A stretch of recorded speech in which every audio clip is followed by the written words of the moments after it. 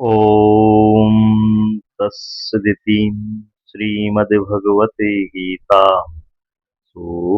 उपनिषत्सु ब्रह्मविद्यायां योगशास्त्रे श्रीकृष्णार्जुनसंवादे ज्ञानकर्मसन्न्यासयोगो नाम चतुर्थोऽध्यायः। चौथा अध्याय कर्मों में ज्ञान का योग। भक्तजनों, कर्मों में ज्ञान का योग। जब जब धर्म का क्षय होता है और अधर्म बढ़ता है, मैं स्वयं का निर्माण करता हूँ। भले मनुष्यों की रक्षा के लिए, बुरे कर्म करने वालों के विनाश के लिए और अच्छाई की स्थापना के लिए मैं बार बार प्रकट होता हूँ। भगवान श्री कृष्ण कह रहे हैं, भैयाओ, जब जब धर्म का क्षय होता है, अधर्म बढ़ता है और मैं स्वयं का निर्माण करता हूँ। भले मनुष्यों की रक्षा के लिए, बुरे कर्म करने वालों को के विनाश के लिए और अच्छाई की स्थापना के लिए मैं बार बार प्रकट होता हूँ। इसका शाब्दिक अर्थ तो मानो हमें यह विश्वास दिलाएगा कि भगवान श्री कृष्ण या तुम्हारी पसंद या तुम्हारे धर्म की भगवान जन्म लेंगे, किंतु इस श्लोक का अंत निहित भाव विश्व की वास्तविक घटनाएं दर्शाता है और प्रमाणित करता है कि वैसे तो भगवान या देवी या शक्ति या प्रकृति सदा से ही जनसाधारण को सामान्य विपत्तियों से छुटकारा दिलाती रही हैं, परंतु उससे भी अधिक वे उनकी मदद करते हैं जो कि निर्धन, निष्कपट, व्यथित और उत्पीड़ित हैं। भगवान की कुछ ऐसी ही कृपाएं देखो। 150-200 वर्ष पहले केवल राजाओं के पास ही सोफा सेट थे, परंतु उनके पास आइसक्रीम, रेफ्रिजरेटर, साइकिल, कार एवं एयर कंडीशन नहीं थे। आज एक श्रमिक भी हवाई जहाज में घूमता है, वातानुकूल कमरे में रहता है, सबसे बढ़िया आइसक्रीम भी खाता है। 60 वर्ष पहले हम फोन करने के लिए डाकघर और तारघर पर निर्भर थी। आज एक श्रमिक भी जब चाहे 4 देशों को कॉन्फ्रेंस कॉल कर सकता है। धूल भरे रेतीले फर्श वाले सिनेमाघरों की जगह आज अपने घर में ही कितनी भी फिल्में सीडी पर देखी जा सकती हैं। इतना परिवर्तन हो चुका है। ये सब परमात्मा ही का अंश है। परमात्मा ही अवतार लेते हैं, परमात्मा ही निर्माण करते हैं। बीते समय की व्यथित स्त्रियों की दुर्दशा देखो कि सामान्यतः रसोई घर एवं गौशाला में सीमित गीली लकड़ी से खाना बनाना, गाय के गोबर से लीप करना, फर्श, 6-10 बच्चे, बड़े परिवार के बीच में जीना, कदाचित की कदाचित ही कोई मनोरंजन, कभी सभाओं में बैठने के अधिकार से वंचित थी। पुरुषों से मेलजोल पर भी रोक, शिक्षा से भी वंचित थी। आज इन्हें देखो, कितनी उत्कृष्ट पदों पर अधिकार कर चुकी हैं। समाज में इनका कितना नियंत्रण है। आईजी, सीईओ, पीएम, राष्ट्रपति जैसी पदों पर आसीन है। सच पूछो तो पुरुषों के पास बस मूछें ही खींड हो चुकी हैं, शक्ति के चिन्ह के रूप में बची हैं। अपने चारों ओर प्रतिदिन होने वाले इन चमत्कारियों को देखो और तुम जानोगे कि भगवान क्या कहना चाह रहे हैं। सर्वव्यापी ईश्वर को हर समय इन चमत्कार सर्वव्यापी ईश्वर हर समय इन चमत्कारों को कर रहे हैं। अपने कर्मों की सिद्धि के लिए मनुष्य भगवान की पूजा करते हैं और भगवान की कृपा से हमें शीघ्र ही फल प्राप्त होता है। भगवान तक जैसे भगवान तक कैसे पहुंचे? नंबर 1, उसके उदाहरण दिए हैं। भगवान को हम कैसे प्राप्त कर सकते हैं? मन सदा भगवान में टिका हो, बुद्धि भगवान पर आश्रित हो, नंबर एक।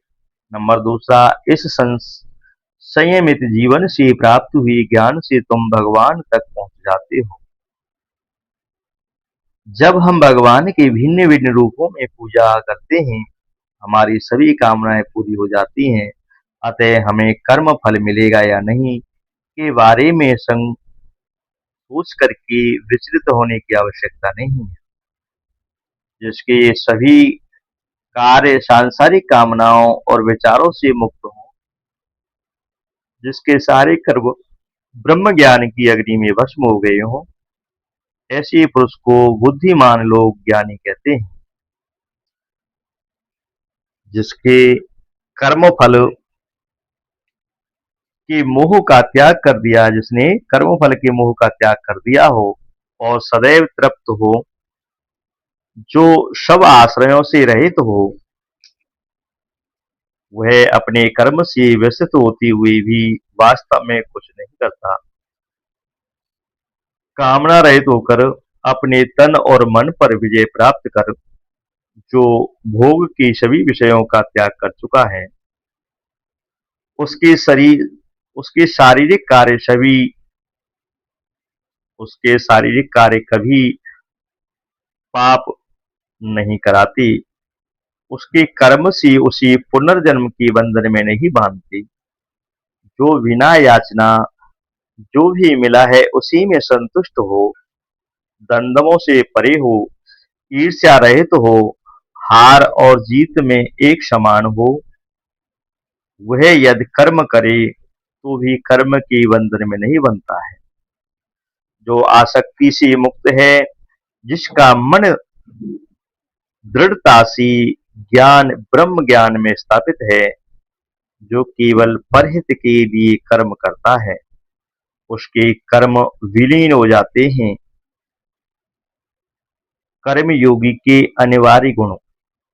देखो भैया, कर्म योगी के अनिवार्य गुण कौन कौन से हैं? सांसारिक विचार और कामनाएं नहीं होती हैं। जो शरीर से आसक्त है, वह इस दिखने वाले संसार को सत्य मानता है। नंबर दूसरा, कर्म फलों से अनासक्त। तीसरा, सदैव संतुष्ट। चौथा, संसार पर कोई निर्भरता नहीं। पांचवा, मन और शरीर उसकी वश में है। छठवां, भोग की विषयों का त्यागी। सातवां, मन पूर्णतया ब्रह्म ज्ञान में स्थिर। आठवां, सभी कर्म केवल त्याग के रूप में अर्थात परहित के लिए हों। नौवां, ज्ञान की अग्नि सभी कर्मों को भस्म कर देती है। ज्ञान यज्ञ भौतिक यज्ञ से श्रेष्ठ है, क्योंकि ज्ञान अपनी अग्नि में तपा करके कर्म को शुद्ध बनाता है। अतः सभी कर्म ज्ञान में ही अपनी पराकाष्ठा तक पहुंचते हैं। अभिप्राय: यज्ञ, निर्धनों की सेवा, देश की सेवा, पशुओं की सेवा इत्यादि सभी कर्म कांडों का एक ही लक्ष्य है। दूसरा, अपने स्वार्थ से बाहर निकल करके मन को शुद्ध करके कर्म बंधनों और पुनर्जन्म से मुक्त पाना, पुनर्जन्मों से मुक्ति पाना। तीसरा, पूर्ण निष्ठा और निस्वार्थ भाव से किए गए कर्म मन को स्वच्छ बना करके उसी परम ब्रह्म के ज्ञान को पाने के अगले स्तर के लिए तैयार करते हैं। चौथा, कर्म कांडों को ही अपना अंतिम लक्ष्य मानना अज्ञानता है। पांचवा, आजकल देखा जाए तो लोग भिन्न भिन्न प्रकार के आकर्षण यज्ञों के नाम पर ठगे जाते हैं, जिन्हें कामनाओं के लिए ये यज्ञ किए जाते हैं, वे पूरी भी होती हैं, परंतु अगला चरण नहीं पता, पता भी नहीं है तो वह क्या तो अव्यवहारिक है और या अनुपयुक्त है। रस्में जैसी विवाह, उपनयन, साठगांठ, शांति समारोह अपना कुलीन प्रयोजन भूलकर केवल तामसिक बन गए हैं। अपनी अज्ञानता या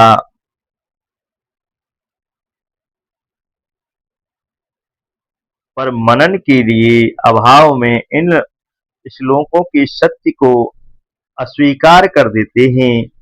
इनका अभ्यास करना तो दूर की बात है। श्लोक चौथी अध्याय का 33वां स्पष्ट रूप से कहता है कि ज्ञान यज्ञ सभी तरह के द्रव्य यज्ञों से श्रेष्ठ है। जब तुम ज्ञान से प्रकाशित आत्माओं अर्थात ज्ञानी पुरुषों और गुरुजनों की विषय विनय पूर्वक सेवा कर, दंडवत प्रणाम कर और उनसे सीखने के मनोभाव से प्रश्न पूछते हो, तब वे तुम्हें परम ज्ञान का उपदेश देते हैं। प्रतीत होता है मानो सारी नम्रता ने दलाली लामा के चरणों में शरण ले ली है और हमारे लिए कुछ शेष नहीं बचा है। सामान्यतः हमारी प्रवृत्ति गर्व, घमंड और अकड़पन की है। हमारे सुनने की शक्ति हमारे अहम से अवरुद्ध हो गई है। कुछ महान भाव तो सर्वदा चिड़चिड़ स्वभाव के ही बने रहते हैं। हमारी नम्रता प्राय एक मुखौटा ही है। हम नम्रता तभी दिखाते हैं जब हम पूरी तरह से निराश हो चुके हों और हमें तुरंत सहायता की आवश्यकता हो। ज्ञानी आत्माओं का मिलना ही बहुत कठिन संयोग है और जब हम मिलते भी हैं तो हम उन्हें या तो पहचानते नहीं हैं या उनकी आवश्यकता नहीं है ऐसा सोचते हैं। यह हमारा दुर्भाग्य नहीं तो और क्या है। शायद ही कोई विरला उच्च कोटि का शिष्य अपने गुरु को ढूंढता है, उनसे मिलता है और सभी उचित कार्य करती हुई ब्रह्म ज्ञान को प्राप्त करता है। इस ज्ञान को प्राप्त करते इस ज्ञान को प्राप्त करते ही तुम पुनः कभी भी भ्रमित नहीं होगे। इस ज्ञान से तुम सारी सृष्टि को पहले अपने अंदर और फिर मुझ परमात्मा में देखोगे। वह भिखारी जिसे यह पता चल जाए कि वो खोया हुआ राजकुमार है या एक धनी पुरुष का पुत्र है, उन्हें कभी भीख मांगने नहीं जाएगा। शेर का वह बच्चा जो अपने को भेड़ का बच्चा समझ रहा था, एक बार अपनी असली प्रकृति जान जाने के कारण के पश्चात फिर कभी भेड़ रूप जीवन में वापस नहीं जाता। ये आमूल परिवर्तन ऐसे ही होते हैं मानो स्वप्न से जाग गए हो। जब तुम स्वयं को सर्वदा आत्मा के रूप में देखते हो, तब तुम अपने अंश को, अपने संपूर्ण रूप को, पूरे ब्रह्मांड को और परमात्मा में पाओगे। इस अनुभव का परीक्षण होता है इस मायावी संसार की वास्तविकता का समूल नाश होने से, अर्थात उसकी रचना करने वाले इस मन की पूर्ण शांति से। वह जिसकी श्रद्धा अविचल है, जो तत्व में ही केंद्रित है, जिसकी इंद्रियां उसकी वश में हैं, वह ज्ञान को प्राप्त करेगा और उसकी शीघ्र पश्चात ही परम शांति को। पक्की श्रद्धा भविष्य के प्रति संशयों को मिटा देती है। यह तभी संभव है जब तुम अपनी बुद्धि को पूर्णतया समर्पित कर दो, ताकि वह तुम से वाद में छल नहीं कर सके। जब तुम तत् पर केंद्रित हो, जीवन मुक्ति के अतिरिक्त तुम्हें कोई और चाह ही नहीं होगी। जब तक हमारा आश्वस्त शरीर, मन और बुद्धि तक ही है, तभी तक इंद्रियां भी हमें भिन्न भिन्न दिशाओं में खींच ले जाती हैं। इंद्रियों को वश में करने का उपाय है शरीर और प्रतीयमान संसार का निरंतर प्रतिवाद अर्थात निषेध। शांति कुछ और नहीं अपितु शरीर भाव और इसकी कामनाओं से पूरी तरह से दूर रहने का परिणाम है। शांति कुछ और नहीं अपितु शरीर भाव और इसकी कामनाओं से पूरी तरह से दूर रहने का परिणाम है। यह शांति सर्वश्रेष्ठ है, क्योंकि मन की विलय से होने वाला परिवर्तन शुद्ध और अपरिवर्तनशील होता है। इसलिए अपने हृदय में अज्ञानता से जन्म लेने वाले इस संशय को ज्ञान के द्वारा मिटा दो और कर्मयोग में रहकर के शुद्ध करो। कर्मयोग में रहकर युद्ध करो। अटूट श्रद्धा का सर्वोच्च महत्व यहाँ यह बता करके दिखलाया गया है कि श्रद्धा के अभाव वाले और मन में शंका रखने वाले मनुष्यों का क्या हाल होता है। नंबर 2, वह जन्म और मृत्यु के चक्र में फंसा रहता है, क्योंकि वह अच्छे या बुरे कर्मों के बंधन से बाहर ही नहीं आ पाता। तीसरा, वर्तमान शिक्षा प्रणाली हमें सभी पर संशय करते रहने को प्रेरित करती रहती है, विशेषतः हमारी संस्कृति के नियम पर, परंपराओं और धर्म ग्रंथों पर। होता संशय इतनी प्रबलतासी मन में अतिक्रमण कर बैठा है कि हम महान ऋषियों द्वारा दिए गए ज्ञान को सुनना तक अस्वीकार कर देते हैं, स्वयं ही निर्णायक बन बैठते हैं। पांचवा, एक बार जब हम उनकी विरासत को जानेंगे तो हम भौचक्के रह जाएंगे। उनके अलौकिक ही नहीं बल्कि देवी असीमित कार्यों पर भावी पीढ़ियों की संरक्षण हेतु उनकी पुरातन संदेश, उनका प्रस्तुतिकरण और उनकी आज के युग में भी प्रासंगिकता हमारे अमूल्य धरोहर है। इस युग में कुछ ही चुनी हुई भाग्यवान हैं जिन पर देवी सरस्वती प्रसन्न हुई है। अजो अपे शत्रुवे ये आत्मा भूता नामीशरोऽपि शनि प्रगति स्वामधिष्ठाय संभवा संभवाम्यां मायया। मैं अजन्मा और अविनाशी स्वरूप होती हुई भी तथा संपूर्ण प्राणियों का ईश्वर होते हुए भी अपनी प्रकृति को अधीन करके अपनी योग माया से प्रकट होता हूँ। यह छठा श्लोक और इसमें 6 बातों का ही वर्णन हुआ है। अज, अव्ययम और ईश्वर, ये 3 बातें भगवान की हैं। प्रगति और माया, प्रगति और योग माया, ये 2 बातें भगवान की शक्ति की हैं और एक बात भगवान ने प्रकट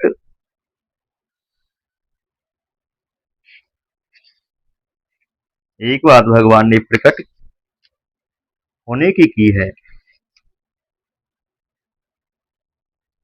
अजो आपे शस्त्र भी आत्मा, इन पदों में से भगवान यह बताते हैं कि साधारण मनुष्यों की तरह ना तो मेरा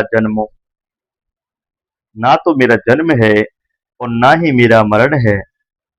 मनुष्य जन्म लेते हैं और मर जाते हैं, परंतु मैं अजन्मा होते हुए भी प्रकट हो जाता हूँ और अविनाशी होते हुए भी अंतर्ध्यान हो जाता हूँ। प्रकट होना और अंतर्ध्यान होना दोनों ही मेरी अलौकिक लीलाएं हैं।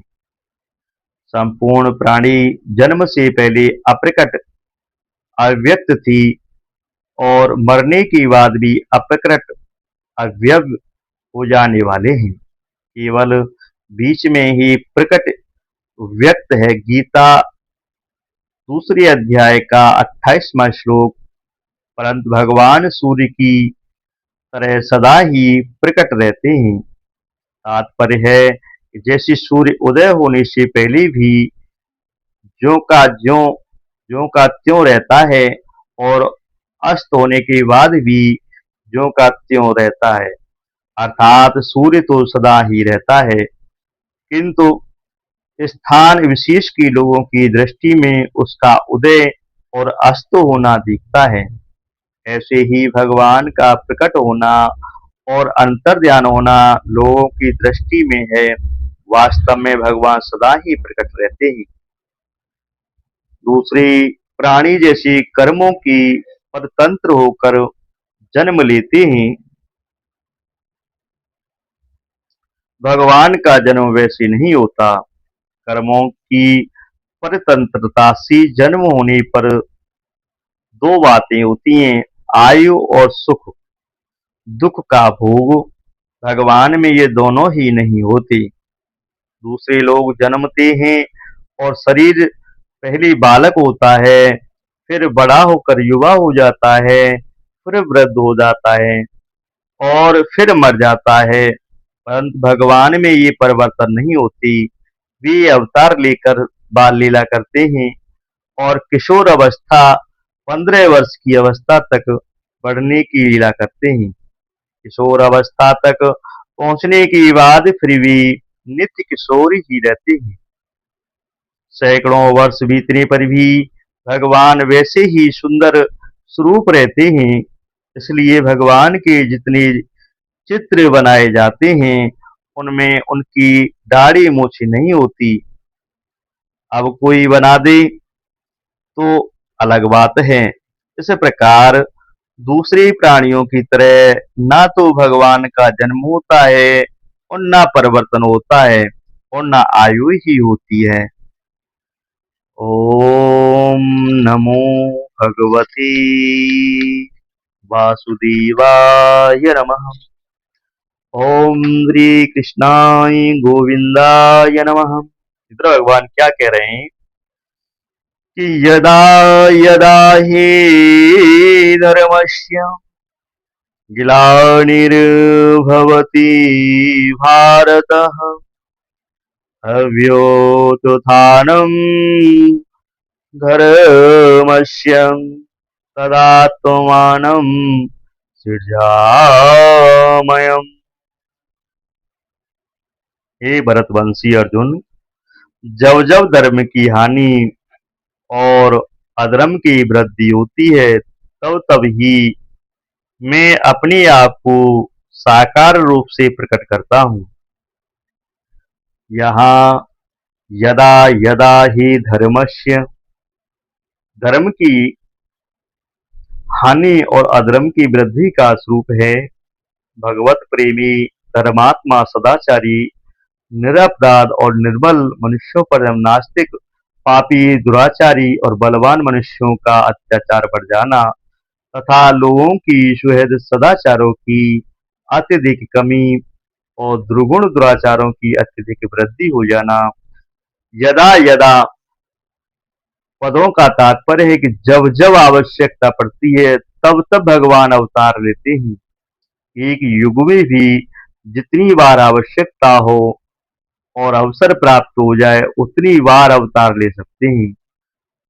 उदाहरणार्थ समुद्र मंथन के समय भगवान ने अजित रूप से समुद्र मंथन किया, कश्यप रूप से मदराचल को धारण किया तथा सहस्त्रबाहु रूप से मदराचल को ऊपर से दबा कर रखा, फिर देवताओं को अमृत बांटने के लिए मोहिनी रूप धारण किया। इसी प्रकार भगवान ने एक साथ अनेक रूप धारण किए। अधर्म की वृद्धि और धर्म का ह्रास होने का मुख्य कारण है नाशवान पदार्थों की ओर आकर्षण। जैसे माता और पिता से शरीर बनता है, ऐसे ही प्रगति और परमात्मा से सृष्टि बनती है। ऐसे ही प्रगति और परमात्मा से सृष्टि बनती है। इसमें प्रगति और उसका कार्य संसार तो प्रतिक्षण बदलता रहता है, कभी क्षण मात्र भी एक रूप नहीं रहता। और परमात्मा तथा उसका अंश जीवात्मा दोनों संपूर्ण देश काल आदि में नित्य निरंतर रहते हैं। इनमें कभी किंच मात्र भी परिवर्तन नहीं होता। जब जीव अनित्य, उपत्ति, विनाशशील प्राकृतिक पदार्थों से सुख पाने की इच्छा करने लगता है और उसकी प्राप्ति से सुख मानने लगता है, तब उसका पतन होने लगता है। लोगों की सांसारिक भोग और संग्रह में ज्यों-ज्यों आसक्ति बढ़ती है, त्यों-त्यों ही असमाज में अधर्म बढ़ता है, और ज्यों-ज्यों ही अधर्म बढ़ता है, त्यों-त्यों ही समाज में पापाचरण, कलह, विद्रोह आदि दोष बढ़ते हैं। सतयुग, त्रेता युग, द्वापर युग और कलयुग में इन चारों युगों की ओर देखा जाए तो इनमें भी क्रमश धर्म का ह्रास होता है। सतयुग में धर्म की चारों चरण रहते हैं, त्रेता युग में धर्म के तीन चरण रहते हैं, द्वापर युग में धर्म के दो चरण रहते हैं और कलयुग में धर्म का केवल एक चरण शेष रहता है। जब युग की मर्यादा से भी अधिक धर्म का ह्रास हो जाता है, तब भगवान धर्म की पुनः स्थापना करने के लिए अवतार लेते हैं। परित्राणाय साधूनां विनाशाय च दुष्कृताम् धर्म संस्थापनार्थाय संभवामि युगे युगे।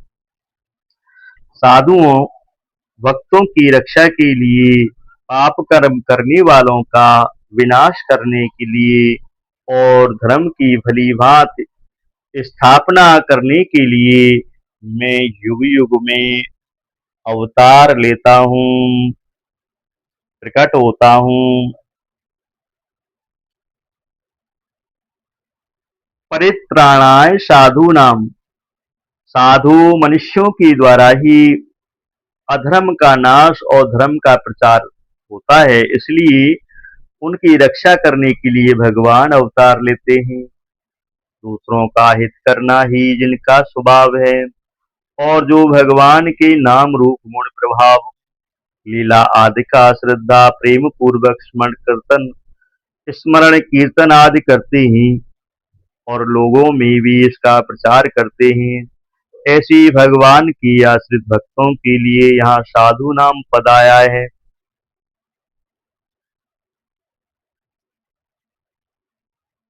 जिनका एकमात्र परमात्मा प्राप्ति का उद्देश्य है, वह साधु है, और जिसका नाशवान संसार का उद्देश्य है, वह असाधु है।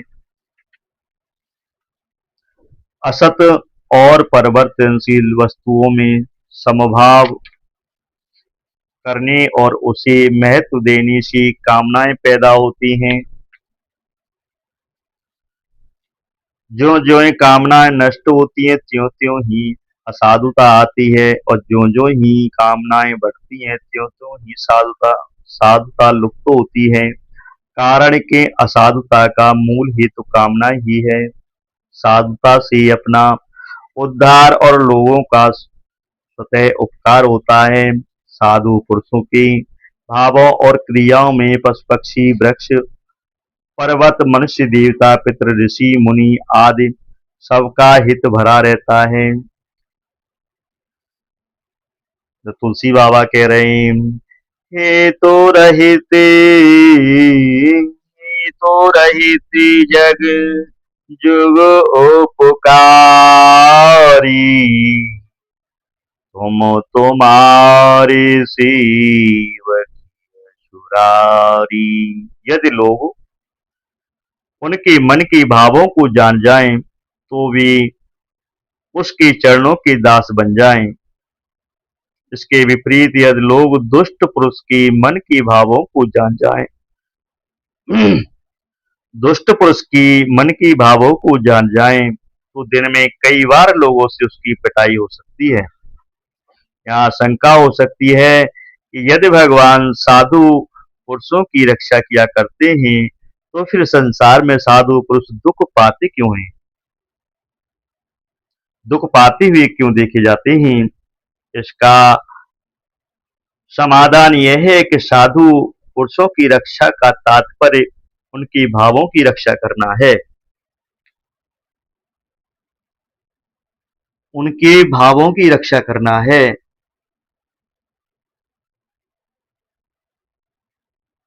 शरीर, धन संपत्ति, मान बढ़ाई आदि की रक्षा नहीं।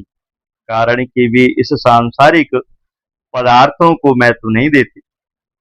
भगवान भी इन वस्तुओं को महत्व नहीं देते, क्योंकि सांसारिक पदार्थों को महत्व देने से ही असाधुता पैदा होती है।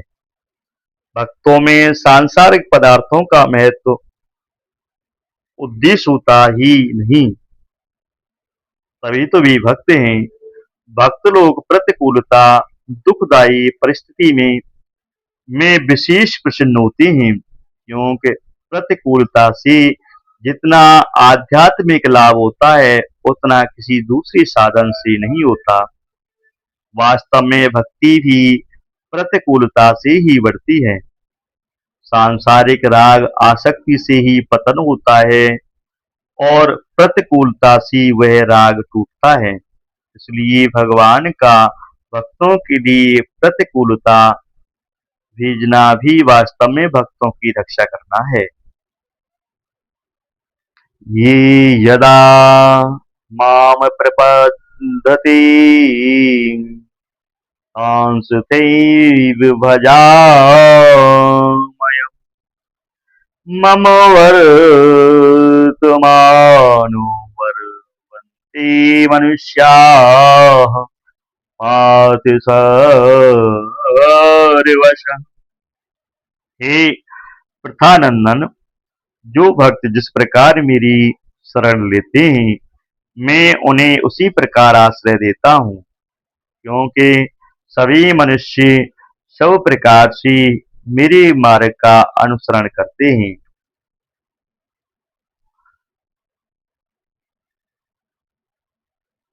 ये यदा मां प्रपद्यते तासते विभजाम्यहम्।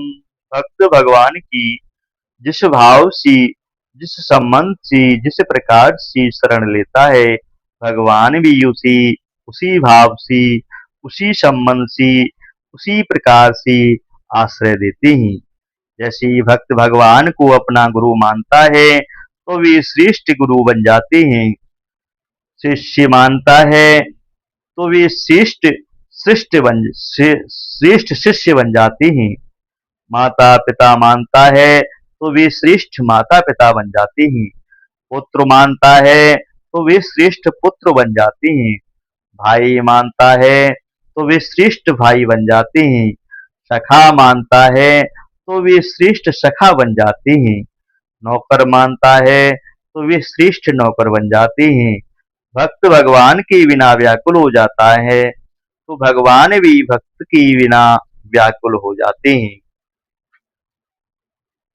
अर्जुन का भगवान श्री कृष्ण के प्रति सखा भाव तथा वे उन्हें अपना साथी बनाना चाहती थी, अतः भगवान सखा भाव से उनके साथी बन गए। अतः भगवान विश्वामित्र ऋषि ने भगवान श्री राम को अपना शिष्य मान लिया तो भगवान उनके शिष्य बन गए। इस प्रकार भक्तों की श्रद्धा भाव के अनुसार भगवान वैसे ही बनने का स्वभाव है। भगवान में वैसे ही बनने का स्वभाव है। अनंत ब्रह्मांडों के स्वामी भगवान भी अपनी ही बनाई हुई साधारण मनुष्यों की भावों के अनुसार बर्ताव करते हैं। यह उनकी कितनी विलक्षण उदारता, दयालुता और अपनापन है। भगवान विशेष रूप से भक्तों के लिए ही अवतार लेते हैं, ऐसा प्रस्तुत प्रकरण से सिद्ध होता है। भक्त लोग जिस भाव से, जिस रूप से भगवान की सेवा करना चाहते हैं, भगवान को उनके लिए उसी रूप में आना पड़ता है। जैसे उपनिषद में आया है कि एकांकी न रमति, एकाकी न रमति प्रदायकः। अकेले भगवान का मन ही नहीं लगा तो वे ही भगवान अनेक रूप में प्रकट होकर के खेल खेलने लगे। ऐसे ही जब भक्तों के मन में भगवान के साथ खेल खेलने की इच्छा हो जाती है, तब भगवान उनके साथ खेल खेलने की लीला करने के लिए प्रकट हो जाते हैं। भक्त भगवान के बिना नहीं रह सकता, तो भगवान भी भक्त के बिना नहीं रह सकते।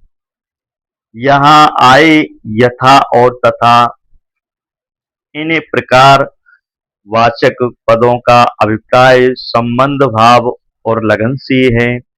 भक्त और भगवान का प्रकार एक सा होने पर भी इसमें एक बहुत बड़ा अंतर यह है कि भगवान भक्त की चाल से नहीं चलते, परंतु अपनी चाल शक्ति से चलते हैं। भगवान सर्वस्त्र विद्यमान हैं, सर्व समर्थ हैं, सर्वज्ञ हैं, परम सुहृद हैं और सत्य संकल्प हैं।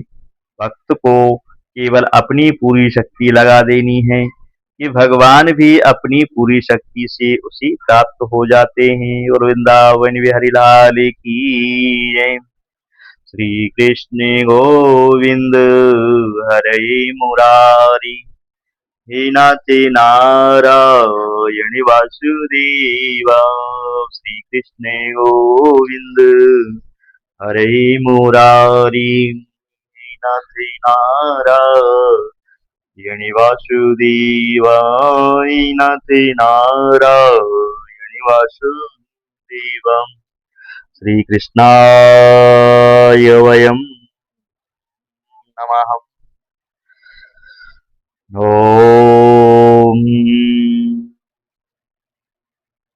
कृष्णाय नमः। नमः परमात्मने।